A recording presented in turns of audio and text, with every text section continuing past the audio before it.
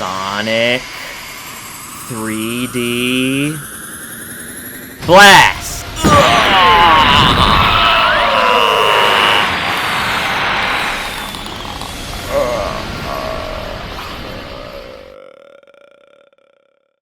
Director's Cut.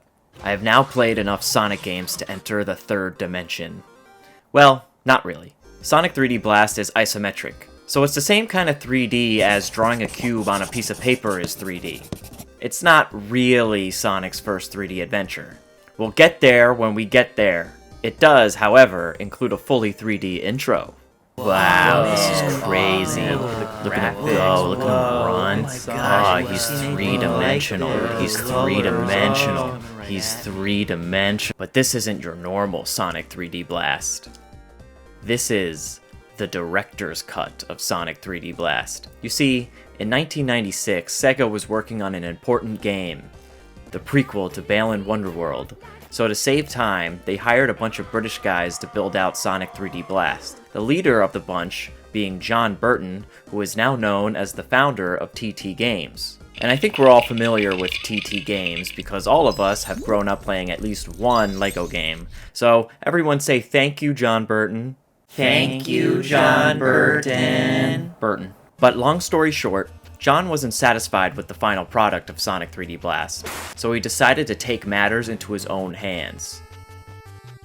Again. So a little over 20 years later, he released the Director's Cut, which is now available as a mod on the Steam Workshop. It's mostly the same game, but adds small quality of life changes like a level select and a way to save your progress. The gameplay itself is pretty much the same, with only some changes to Sonic's movement. The gameplay is less linear than other Sonic games. The zones are like these little hub worlds you run around in and explore. The objective is to find all the birds and throw them into hoops. Kobe! But why collect birds? Well, you see, the story here is that there are these birds called flickies that essentially have the power to travel dimensions. Robotnik plans to harness their power in order to take over the world. Sonic is like, not on my watch, and then he fucking kills them. But yeah, you find all 5 birds and then put them through the ring to unlock the next part of the level. You keep doing this until you reach the end. Each zone consists of 3 acts, the last of which being the boss. It's the same formula as the original classic titles, and 3D Blast feels closer to those games than it does, say, Sonic Adventure. We get there when we get there, and for the most part, I think it does a pretty good job of capturing the feel of the original trilogy. The art direction is on point, and the music is great too. Sonic is fun to control because he picks up speed quickly, though his momentum makes the whole game feel like one big ice level since he'll kind of slide to a halt. But hey, at least this means there won't be any ice levels in this game. Son of a bitch. I think my main issue with the game is that with the fixed camera angle, jumps can be hard to calculate. Add the fact that the controls are sensitive, so in the little space you need to build up speed, you can alter your jump's trajectory. Look at this part with the balloons. There's no way I'm making that in good faith. So fuck it, I just Hail Mary jump and most of the time, it seems to work. There are also parts of the levels where every hazard in the game's existence is in the same spot, which is frustrating because when Sonic gets hit, he loses his birds, and now they're all up in the battlefield, so you gotta risk it all just to grab them, which you do, and then you get hit again, so you go grab the birds again, and then you get hit. You get the idea. But other than that, the game's pretty easy. The special stages are easy too. They're a lot like Sonic 2's, but way more generous with the rings. Hey, an emerald! You gotta pay to get in though. Yeah, that's right. Tails and Knuckles are just standing around the level granting you entry to the special stages. 50 rings a pop. It'd really be your own sometimes. Nah, that's cool. No, I get it. We all gotta eat. I get it. I'm just out here saving the world, but hey, I got my thing, you got your thing. Sure.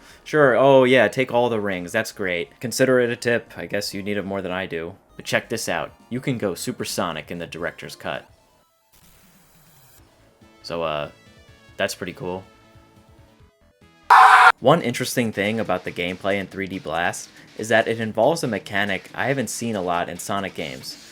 Ricochet. Think of each level like a mini golf course. When you spin dash and hit a wall, instead of stopping, Sonic bounces, so you can get creative with how you kill the enemies by ricocheting your spin dash off a wall if you wanted to. The game doesn't utilize it much as a mechanic, but I think it's an idea that has a lot of potential.